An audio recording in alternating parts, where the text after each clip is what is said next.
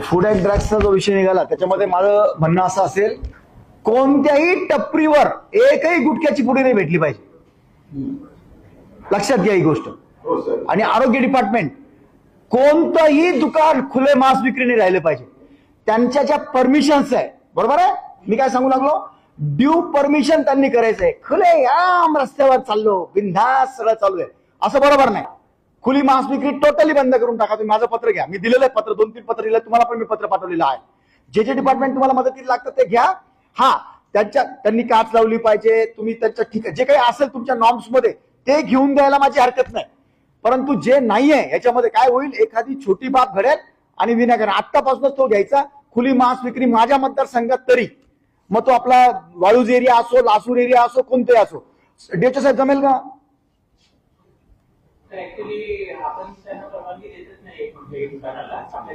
आपल्याला कारवाई करायचे जे पॉवर आहेत ना, तुमचे जे एमओ असतात त्यांनी तुम्हाला कळवायचं आहे, त्यांच्या रोजच्या रस्त्यावर येते, बरोबर आहे. टीएचओ, एमओ, तुमचे खालचे सगळे ज्यांना पॉवर्स आहेत सगळे ते पुलिसवाले आणि जे कोणते खात्यात येतात त्या एरियामध्ये, बरोबर नाही एसडीओ मॅडम, तो थोड़ा सा आप उनको बोल देना ये चीज बिल्कुल नहीं होना चाहिए. मेरे कंस्टिट्यूएंसी के अब तक मेरी रिक्वेस्ट है आपको, उधर भी थोड़ा बता देना. दूसरे जो एसडीपीओ नहीं आए होंगे ना उनको मेरा लेटर थोड़ा भेज देना.